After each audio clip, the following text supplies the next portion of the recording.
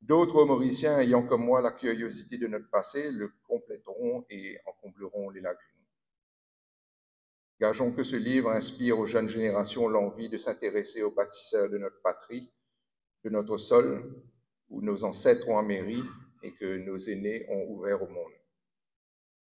Lorsque ceux-ci auront achevé de pourrir sous terre et que leurs photos auront jauni, c'est dans notre cœur et dans notre mémoire que devront se conserver le souvenir reconnaissant des actes de leur bravoure et de leur hardiesse.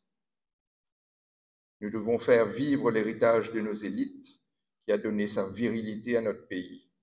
Cette pléiade d'hommes et de femmes qui venaient de tous les milieux, de toutes les régions de Maurice, nous rappelle que le soleil luit pour tous, mais que pour marquer l'histoire, il faut s'épanouir à l'école du travail. Il faut s'épanouir à la joie de s'instruire et à l'audace de repousser les conventions et préjugés que notre île s'est si bien cultivés. Ce livre, je l'ai écrit pour aider vos enfants à aimer notre petit pays et pour cela à mieux le connaître. Inculquez-leur la connaissance du passé et intéressez-les à la mission qu'ils pourraient choisir et au rôle qui pourrait être le leur dans la construction de notre île de demain.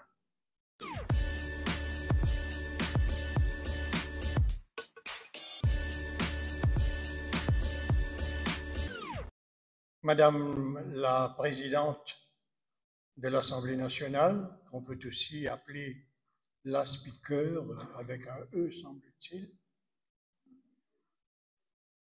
Madame la Ministre des Services financiers et du Développement économique, Monsieur le Ministre délégué du Tourisme, Monsieur Lomesh Bendou, le grand patron de l'aéroport en ce moment, qui nous a fait l'amitié aujourd'hui d'être là, Patrice Hardy, un ancien du groupe Nayad, pour lequel d'ailleurs le ministre ancien avait travaillé à l'époque, cher ami Jean-François Kédic, bien évidemment, qui nous fait encore l'amitié d'assister à nos prestations, à tel point que je vais le considérer comme un groupiste à continu. Et puis notre ami Yann Mingard qui est là, qui nous fait l'amitié d'être là. Il y a aussi dans la salle Yvan Martial, il y a Adeline Forget, dont on salue la présence parce que son père aurait dû, en fin de compte, faire la préface de ce livre, mais il a décidé de s'envoler ailleurs entre-temps. Nous avons bien évidemment une pensée particulière pour lui, d'autant plus que j'ai eu l'insigne honneur de le recevoir pour ses récits de chasse à l'émission Dimanche Culture. Nous saluons aussi la présence, bien évidemment, du directeur de NSI Parc Hôtel, Ludovic Lagesse. Pour les autres que je ne connais pas, comme cette jeune fille qui ne m'a pas reconnu, qui ne me connaissait pas du tout. Avec raison, je lui ai dit, vous êtes jeune. Donc, on vous souhaite la bienvenue pour le lancement de ce livre. L'aviation, il était une fois, c'est un peu comme Sergio Leone, il était une fois dans l'Ouest, c'est une fois l'Amérique, il était une fois l'histoire des pionniers de l'aviation mauricienne, 1784-1984.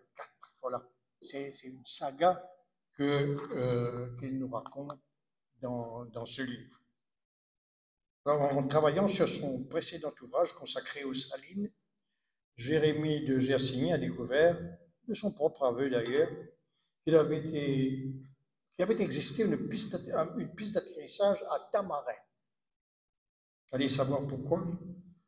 En cherchant des informations à ce propos, il fit d'autres découvertes tout aussi étonnantes et le fil en aiguille se mit à compiler avec patience et ténacité les informations réunies dans le livre qu'on présente aujourd'hui.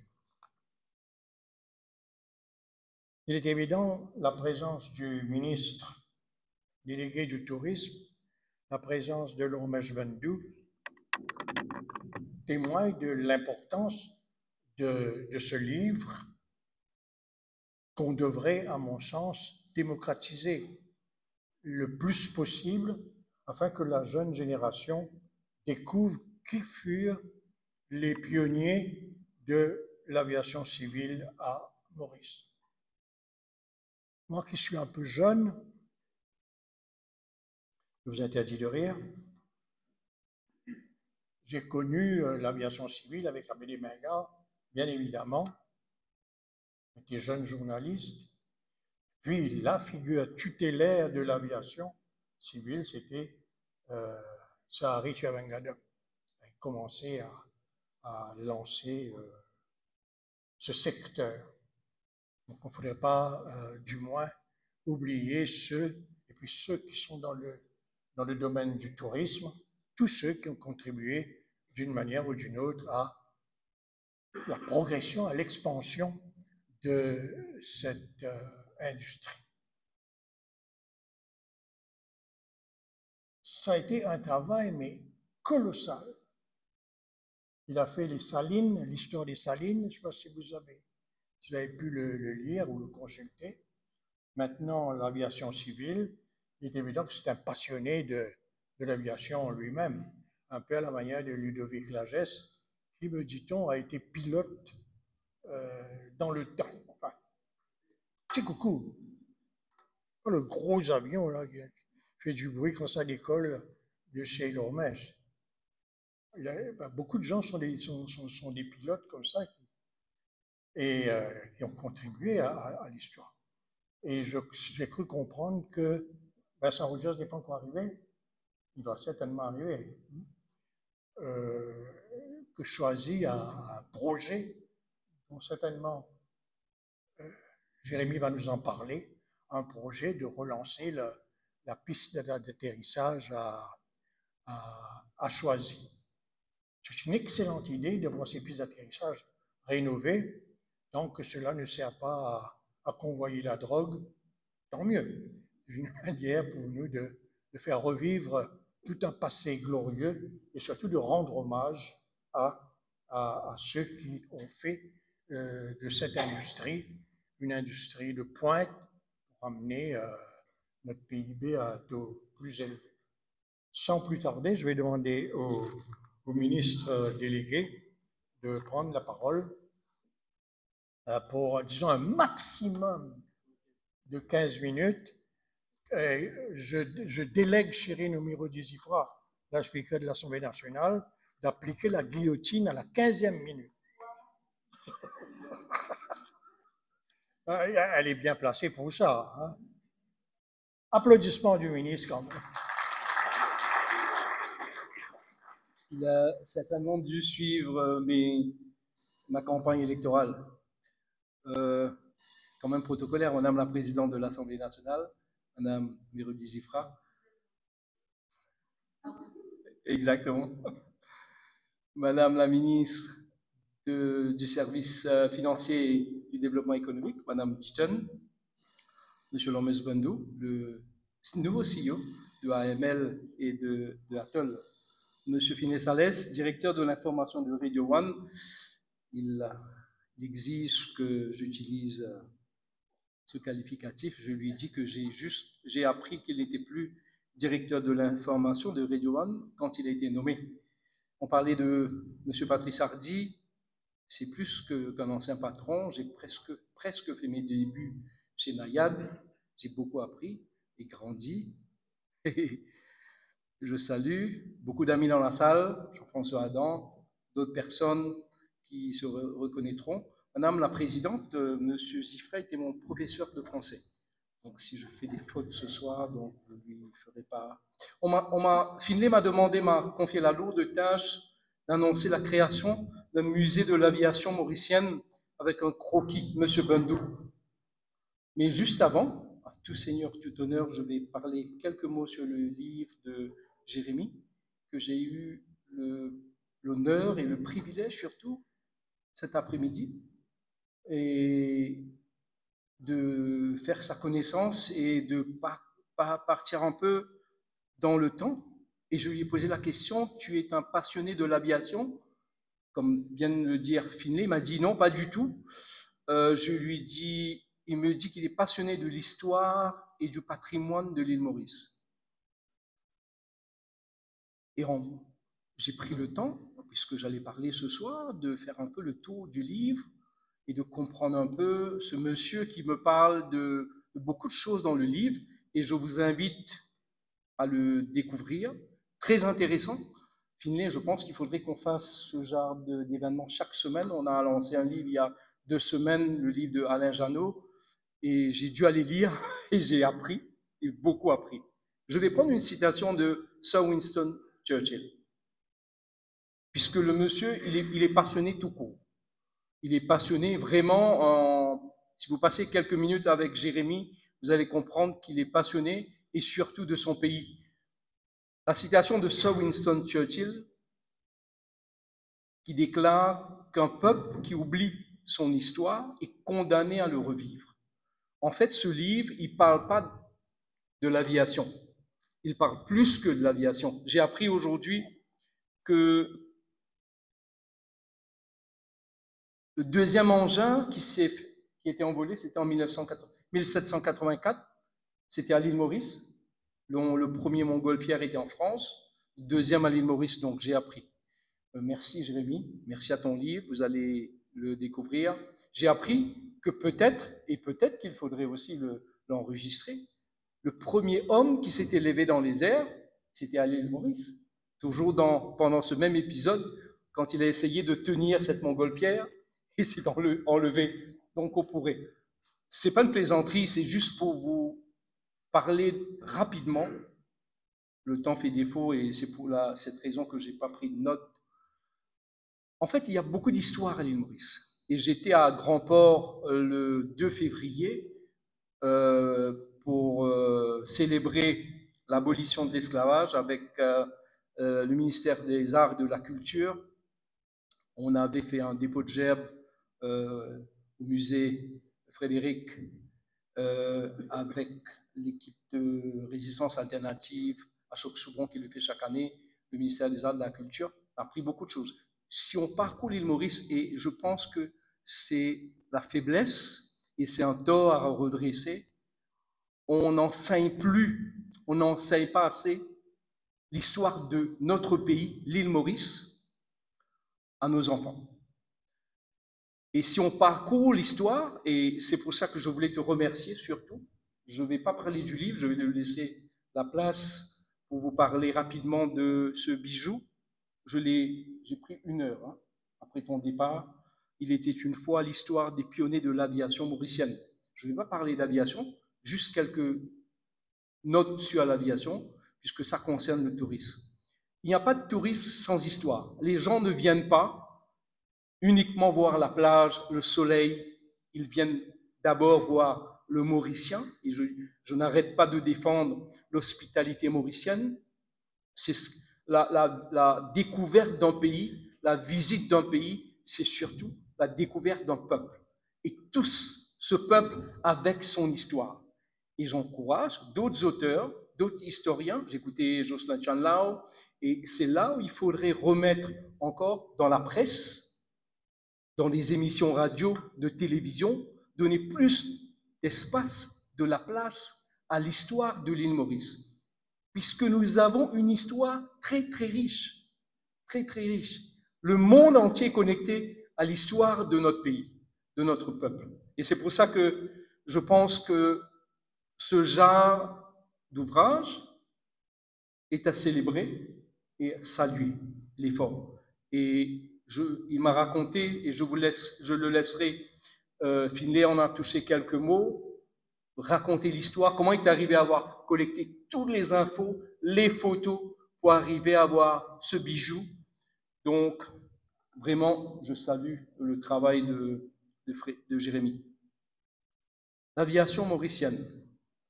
Il n'y a pas de tourisme, d'industrie sans l'aviation. Et je suis ravi qu'on ait un CEO à ML et Atoll. et prochainement Air Mauritius, notre compagnie nationale, et je vais en profiter pour parler de notre compagnie nationale rapidement. J'ai eu l'occasion de voyager plusieurs fois, juste vous donner, et je termine Finlay, avec M. Hardy. Et après lui, je faisais 36 déplacements par an pour aller vendre ce joli pays qu'est l'île Maurice. Et j'ai toujours, en allant en Europe, utilisé Air Mauritius, notre compagnie nationale dont je suis très fier. Je ne vais pas parler des turbulences et des secousses que toute compagnie connaît, surtout après un épisode de Covid.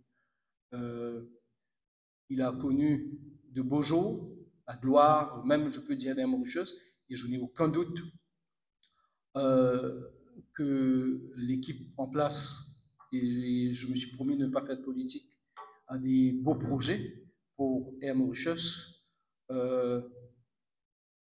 Et dans un autre cas d'un jour, si j'ai l'occasion, je vous parlerai de la compagnie nationale, de l'importance de la compagnie nationale, de l'importance de l'aviation pour le développement de notre tourisme à l'île Maurice. Et bon, ce soir, on parle d'histoire, on parle de passion, on parle de l'aviation mauricienne.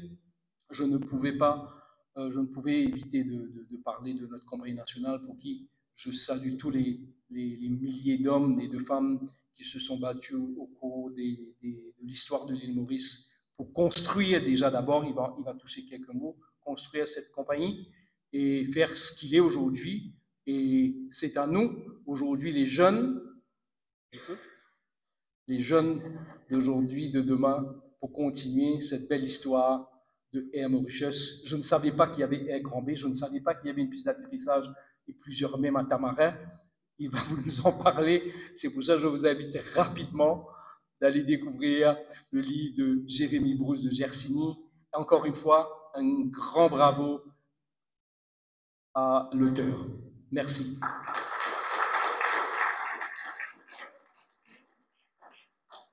Merci, Monsieur le ministre. Il est certes réjouissant d'entendre un ministre, même si c'est un ministre délégué, de nous dire à quel point l'histoire est importante et de la nécessité que cette histoire soit enseignée dans nos institutions scolaires. Et je crois que le ministre de l'Éducation nationale, Mahen Ganga Parsad, partage la même préoccupation pour que cette histoire si longtemps oubliée, si longtemps méconnue, si longtemps volontairement oblitérée, soit remise au goût du jour et enseignée. Sauf que moi, c'est pas que ça me gêne que ce souhait soit exprimé régulièrement en public par les nouveaux tenants du pouvoir, ce qu'on appelle le nouveau régime. Ils ont 5 ans, avec bien évidemment possibilité de rempiler selon le vœu de la population. Mais c'est à vous maintenant de prendre cette décision, et ce le plus rapidement possible, pour réunir des états généraux pour l'histoire de notre pays, en regroupant les différents historiens, quelle que soit leur sensibilité. Justement, il faut que les sensibilités soient multiples, justement pour avoir des manuels scolaires sur lesquels les enfants pourront travailler. Sans plus tarder, c'est à l'auteur de venir nous expliquer un peu sa démarche et nous dire quelles sont ses préoccupations et ses ambitions. Des applaudissements pour Jérémy.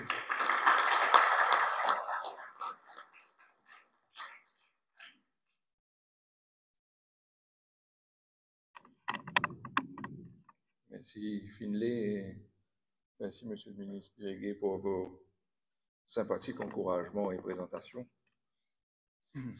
Merci à tous de vous être déplacés. Merci aux dignitaires présents de l'encouragement qu'ils me font à venir écouter quelques mots à propos de l'aviation mauricienne. Et je voulais aussi dire merci au NSI Park Hotel de nous recevoir et de plébisciter les ouvrages à valeur patrimoniale qui sont à la disposition de tout un chacun à la librairie Petrosmoke juste à côté. Cette histoire vraie des pionniers de l'aviation mauricienne représente un long et minutieux travail de recherche, comme vous l'imaginez, qui ne peut s'accomplir sans certains oublis. Et si j'ai involontairement omis de citer les noms ou les actes de compatriotes méritants, qu'ils soient vivants ou disparus, je m'en excuse par avance. Néanmoins, toute erreur est humaine et je revendique ce droit humain au lapsus. Preuve s'il en est que ce travail n'est pas le fruit d'une intelligence artificielle, mais bien un florilège issu de ma sensibilité, de mon goût pour l'histoire de notre île. Donc ce livre de la collection « Il était une fois l'histoire » n'est qu'un jalon parmi d'autres posés pour appréhender l'avenir. D'autres Mauriciens ayant comme moi la curiosité de notre passé le compléteront et en combleront les lacunes. Gageons que ce livre inspire aux jeunes générations l'envie de s'intéresser aux bâtisseurs de notre patrie, de notre sol, où nos ancêtres ont améri et que nos aînés ont ouvert au monde.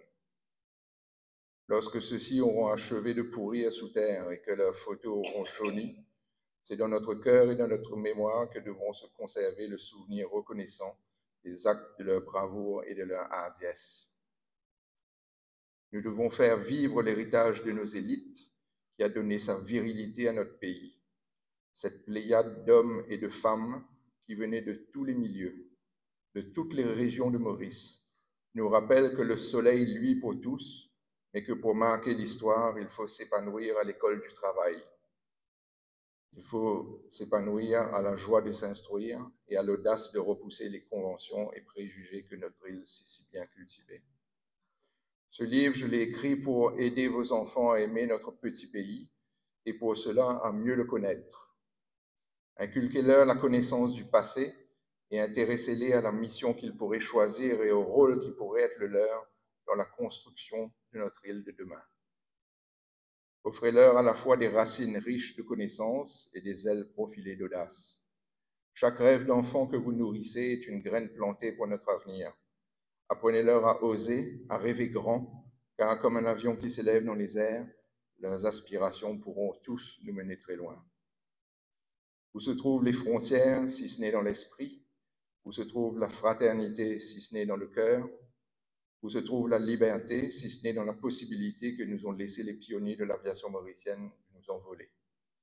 Alors, envolons-nous et faisons un petit survol visuel de quelques archives de l'aviation mauricienne.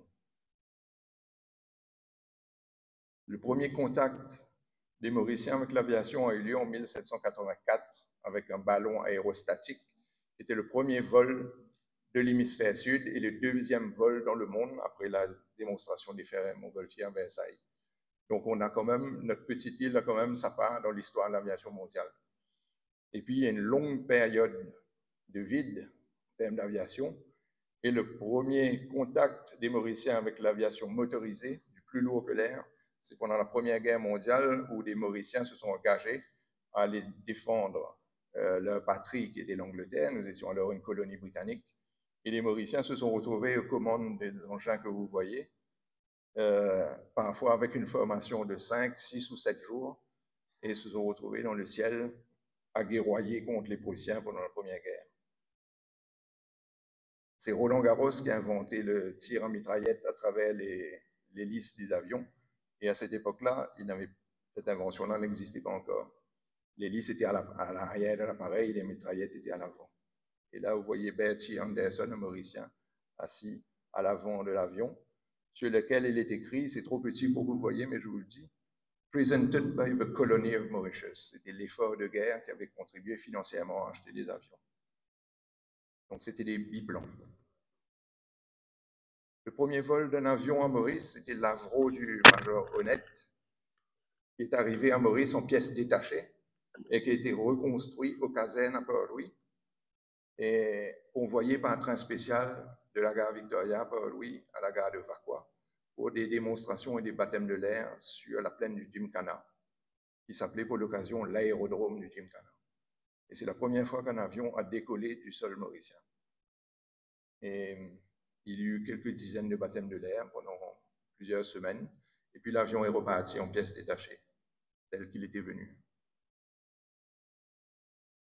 La première arrivée d'un avion de l'étranger sur le sol mauricien est l'avion de Maurice Samat, arrivant de Saint-Denis à La Réunion et atterrissant sur la plaine de Montchoisy, parce que le maire de Port-Louis n'avait pas donné l'autorisation d'atterrir au Champ de Mars.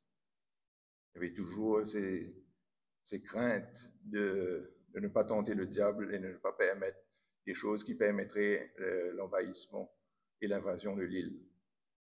Donc c'est la plaine de Montchoisy qui était assez grande à l'époque pour permettre un atterrissage. Et donc ce premier vol en provenance de l'étranger, cette hypothèse 43 que vous voyez, c'est un biplace, est reparti par avion vers La Réunion. Il y avait un problème technique qui n'était pas rattrapable et réparable à Maurice. Et la première liaison internationale, c'est-à-dire un vol de l'étranger vers Maurice et de Maurice vers l'étranger, c'est Jean Illy, qui venait de La Réunion, qui était un Mauricien établi à La Réunion. Il avait épousé une Bourbonnaise. Et c'est lui, le premier Mauricien, à avoir fait l'aller-retour de La Réunion à Maurice. Et ça, c'est l'avion de Illy, justement. Immatriculé FALYK et baptisé Enfin Seul. Probablement qu'il aimait aller se détendre au-dessus des nuages et s'échapper un petit peu de son quotidien. Et ça, c'est la foule à Montchoisy le jour de la liaison. Abdullah Karimji est le premier Mauricien qui était passager d'un vol aérien, c'est-à-dire le premier vol commercial. Et c'était en 1933 ou en 1934. Il a payé la somme de 6 000 francs à l'époque pour avoir le droit d'être le premier passager, pour aller régler un problème entrepreneurial dans une des succursales du groupe Karimji à La Réunion. C'était une fortune pour l'époque. Et là, il est accompagné à Montchoisy par des membres de sa famille et collaborateurs. Ça, c'est probablement l'archive la plus importante contenue dans le livre, c'est le plan de plaisance tel qu'il a été dessiné par les Royal Corps Engineers de l'amirauté britannique. C'était un document du Secret Service qui a été gardé secret pendant très longtemps et qui montre 3 pistes d'atterrissage à Plaisance. Une seule a été construite, parce que vous savez que Plaisance a été construit à partir de 1943. Il y a eu très très peu d'atterrissage durant la guerre. Et le conflit s'étant terminé avant la fin des travaux complets, la deuxième et la troisième piste n'ont pas été terminées. Et vous voyez qu'autour des 3 pistes, il y a un très grand taxiway. Le taxiway, lui, a été construit avant la piste 2 et la piste 3. Et c'est pour ça qu'on parle d'ancienne piste à Plaisance. Ce n'est pas une ancienne piste, c'est le taxiway qui allait très très loin au sud. Et pourquoi le taxiway était aussi long? C'est que les munitions qui étaient conservées pour différents types d'appareils avaient besoin d'être espacées en cas d'explosion et en termes de sécurité.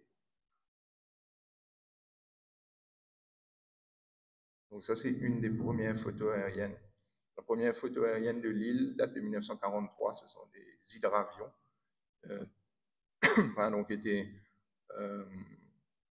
qui étaient sur des bateaux hydravions britanniques qui étaient basés dans la baie de Mahébourg et de Port-Louis.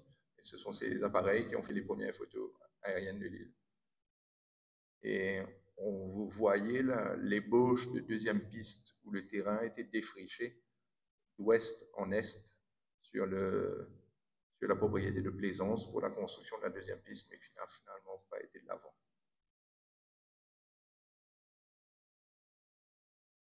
Une des rares photos de Plaisance aussi des années 50, c'est une photo de Alvax qui nous montre que la piste était bétonnée avec beaucoup de sable à l'époque. Le ciment n'était pas composé de roxane dans sa composition, mais beaucoup de sable, ce qui donne la blancheur de la composition de la piste.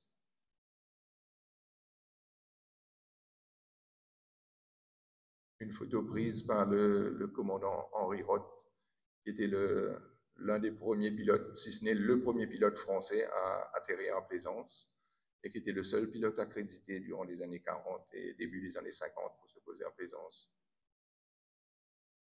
Et ça, c'était le premier terminal en béton et en pierre. Le premier terminal, le premier bâtiment officiel, c'était des Nissan Houses en tôle, bâtiment militaire. Et ça, c'est le premier bâtiment construit en dur. Date du début des années 50. Voilà quelques images intéressantes. En haut de l'image, vous voyez deux photos du Cessna de Claude Lagesse, le premier Cessna de Claude Lagesse, le Cessna 150, immatriculé VQ-MAA. Quand Claude Lagesse achète son Cessna, l'île Maurice n'était pas encore indépendante. On était au milieu des années 60 et l'immatriculation en cours pour les colonies britanniques avait l'indicatif VQ, comme toutes les autres colonies britanniques, que ce soit aux Caraïbes, dans l'océan Indien, au Sri Lanka ou à l'île Sainte-Hélène ou ailleurs dans le monde. Et après l'indicatif VQ, on a la lettre M pour Mauritius et AA parce que c'est le premier aéronef de la colonie britannique Mauritius. Et c'est Claude Lagesse qui a fait immatriculer le premier appareil. Et là, on voit Jacques Brel descendre de l'appareil parce que Gaëtan Duval avait demandé à Claude d'aller chercher Jacques Brel à La Réunion pour l'emmener à Maurice pour la continuation de sa tournée dans l'océan Indien. En bas à droite, vous voyez le Cessna 150 Aérobat, qui est le premier avion immatriculé de l'île Maurice indépendante, c'est-à-dire juste après 1968. L'indicatif qui a été attribué à notre pays, c'est l'indicatif 3B. Et le Cessna de Claude a donc porté l'indicatif 3B-NAA. Donc encore une fois, AA, parce que c'était le premier avion. Le deuxième avion immatriculé de notre pays indépendant, c'était le Twin Otter. Et le troisième avion, c'était le Cessna 172 que vous voyez à gauche. Et pour l'instant, il porte l'indicatif FOCSZ parce qu'il était immatriculé à Madagascar. C'est l'immatriculation de Madagascar. Et c'est là que Claude avait acheté ces appareils. Et vous voyez qu'à l'époque, l'aviation civile permettait aux avions de se poser à côté des premiers 747 et que les journalistes pouvaient entrer à l'intérieur de l'appareil. Le contrôle était très très léger pour l'époque.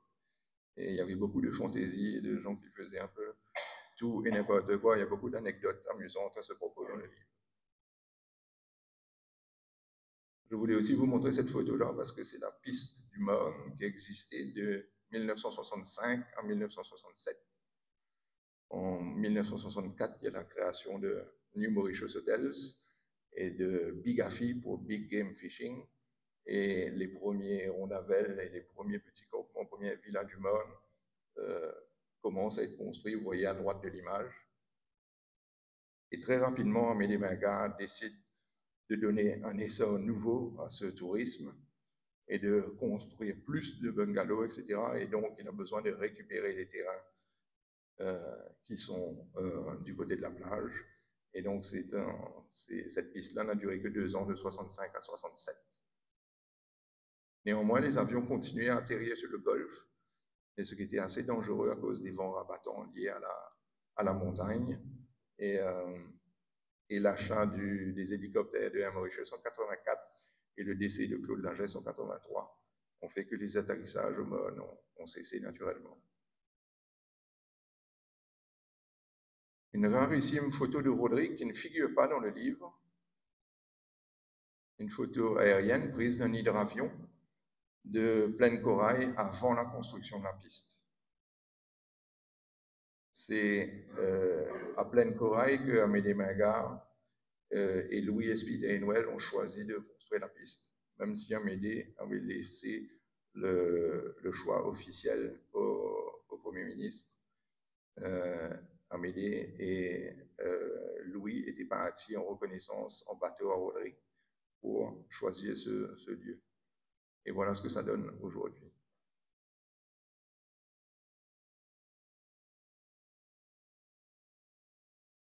Donc cette photo-là, je l'ai retrouvée dans les archives militaires britanniques en Écosse. Ça, c'est le premier atterrissage d'un avion à Rodrigue. C'est le Cessna Golden Eagle de Paul Lemaire qui venait de La Réunion et qui est allé à Rodrigue pour évacuer Momine Fatima Mod, qui avait accouché d'une petite fille et qui avait eu des problèmes suite à son accouchement par césarienne et qui nécessitait une intervention médicale à Maurice. Et le médecin en poste à Rodrigue a recommandé de ne pas attendre le prochain bateau. Et M. Fatima Mod a contacté l'aéroclub Roland-Garros à La Réunion et Paul Lemaire est venu faire cette évacuation médicale, sanitaire, par avion. Et Paul est arrivé de La Réunion jusqu'à Plaisance. À Plaisance, ont embarqué le directeur de l'aviation civile, le docteur Rowe et Claude Lagesse comme copilote, et ils se sont envolés vers Rodrigue. Sans GPS, sans instrument de navigation performant comme aujourd'hui, et au cap et à la montre. Et ils ont réussi à atteindre Rodrigue dans ce premier coup d'essai qui était un coup de maître. Ils sont arrivés, comme vous voyez en bas à gauche, en fin de journée. Ils ont passé la nuit à Rodrigue et ils sont partis le lendemain matin avec leur patiente. Et Paul Lemaire a eu la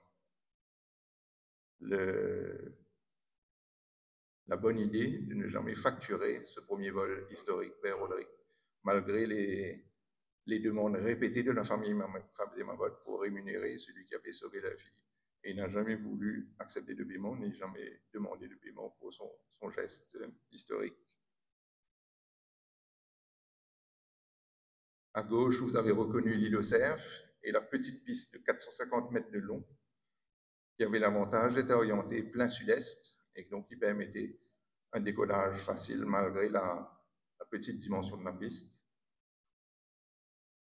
Et à droite, vous aurez peut-être reconnu les salines de Tamarin et la piste d'atterrissage parallèle à la plage à gauche de la photo.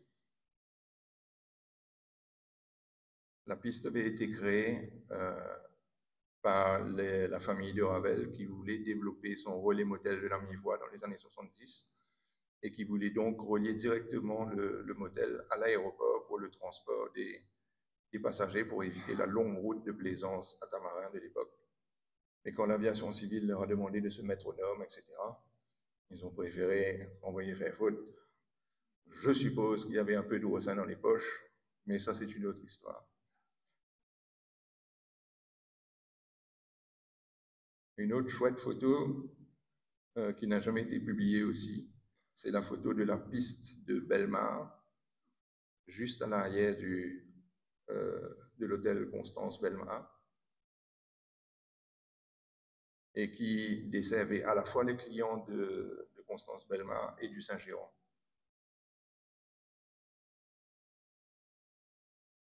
Ça, je voulais vous montrer ça parce que c'est amusant, c'est un des premiers photomontages et trucages et fake picture qui a été fait à Maurice dans les années 60.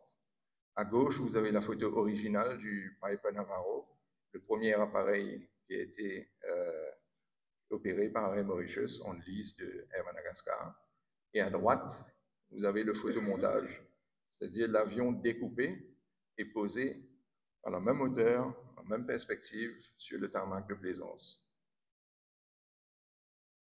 Il est probable que les cadres d'Air Mauritius avaient voulu prouver que c'était possible et que c'était une réalité que le Piper arrive jusqu'à Maurice, parce que figurez-vous qu'il y avait beaucoup d'esprits conservateurs qui n'y croyaient pas et qui critiquaient beaucoup le projet d'avoir un transporteur national, surtout avec les ressources et les moyens limités que notre pays avait dans les années 60. Et pour prouver que c'était possible et qu'il fallait le faire et marquer les esprits, ce petit photomontage a fait très bien illusion parce que certains, jusqu'à présent, pensent que la photo de droite est une photo réelle. Or, elle avait été faite pour prouver et pour donner une impulsion que tout était possible. Voici Patrick Resse-Jacques-Duparc, le premier pilote de l'histoire d'Air Mauritius, qui était employé de Air Madagascar, était sous contrat avec Air Madagascar pour opérer à Maurice. et juste à côté de lui, son mécanicien, M. Couffignal. À l'époque, les pilotes étaient toujours accompagnés d'un mécanicien parce que les moyens étaient extrêmement rudimentaires et il fallait toujours avoir une assistance technique, où qu'on soit, chaque jour. Et donc, il a même un uniforme et des épaulettes de Air Mada. Et je voulais conclure en vous disant que peut-être que vous ne saviez pas, mais Air Mauritius a jusqu'à aujourd'hui un record du monde, c'est-à-dire le plus long délai d'opération d'un aéronef, à savoir 662 jours d'affilée, ce qui n'est jamais arrivé ailleurs dans le monde et qui n'est jamais re-arrivé jusqu'à présent dans le monde. Alors, il faut savoir que le 16 mars 1975, il y avait un cyclone à Maurice, c'est pour ça que l'avion n'a pas pu opérer. C'était le cyclone Inès. Et le 9 janvier 1977, il y avait aussi un cyclone, dont j'ai oublié le nom, et qui n'a pas permis au Twin Otter d'opérer. Et le service à l'appareil était effectué la nuit, et les équipes de Air Mauritius, sous la férule d'Amédée Mingat, qui reçoit ici le trophée du représentant de la firme de Haviland, constructeur de l'appareil, montre que les pionniers mauriciens peuvent accomplir des records du monde et des exploits dont ils peuvent être fiers et qui restent des références jusqu'à ce jour.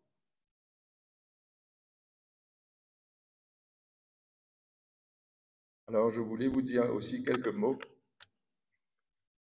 par rapport au message que ce livre voudrait témoigner. Qu'y a-t-il de plus important à retenir des épopées racontées dans ce livre?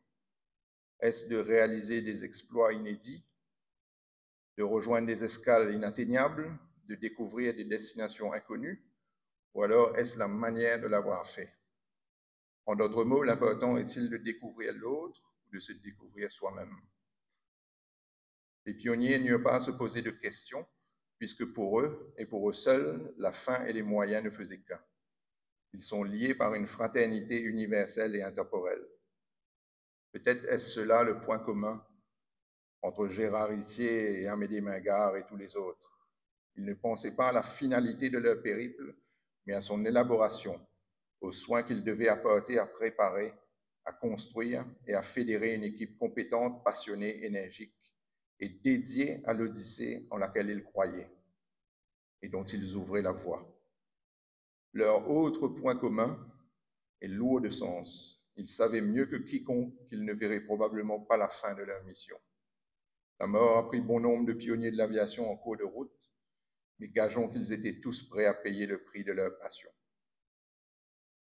Certains de ces pionniers ont risqué leur vie pour tester les limites de ce qui pouvait être réalisé avec des machines encore en gestation. Leur résilience face à l'échec a servi de fondation solide pour le développement des technologies modernes, posant les jalons d'une industrie qui aujourd'hui relie les continents et transcende les distances autrefois insurmontables. Plusieurs pionniers mauriciens de l'aviation ont payé un prix élevé pour leur courage, et leurs histoires restent un témoignage poignant de la dévotion et de la détermination nécessaires pour forger l'avenir. Vous découvrirez tout ça dans beaucoup d'anecdotes contenues dans ce livre.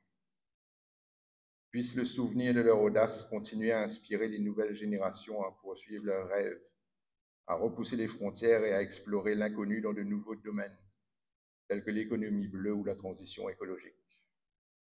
C'est pourquoi les plus jeunes de nos compatriotes devraient prendre connaissance de ces exploits, jusqu'alors inédits, afin de s'en inspirer pour se lancer dans la construction de notre nation.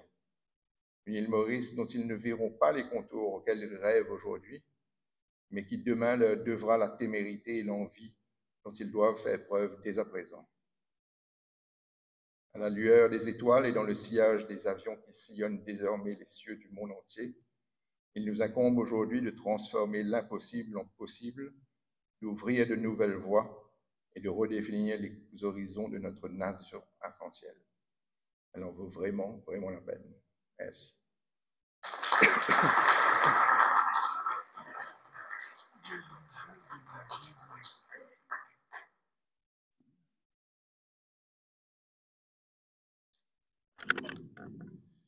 Histoire et tourisme, on n'invente pas le fil à couper le beurre.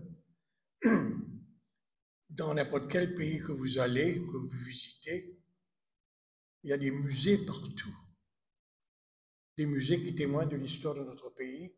Et comme le ministre l'a souligné, il est très favorable, même plus que favorable, très enthousiaste à l'idée de créer un musée de l'aviation civile à Maurice, où les touristes pourraient venir apprécier l'histoire de l'aviation civile, mais aussi tous les efforts qui ont été faits justement depuis le premier coup jusqu'à nos Boeing actuels, qui décollent un peu à l'heure maintenant, je crois, non, depuis quelques semaines. Je ne sais pas si vous êtes responsable, mais il n'y a pas de plainte, de désordre d'atterrissage ou de décollage.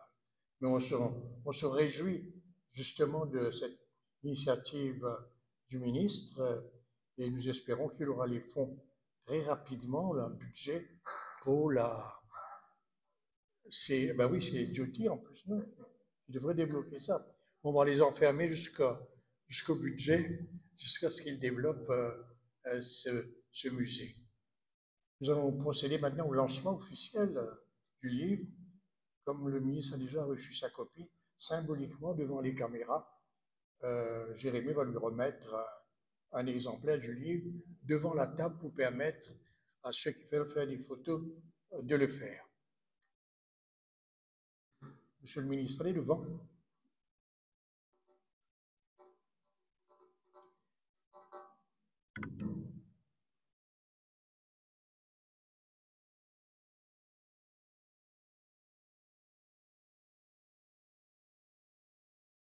Alors, je vais dédicacer un livre à Sydney, ici présent, notre ministre délégué au tourisme. Je l'ai écrit à Sydney pour que notre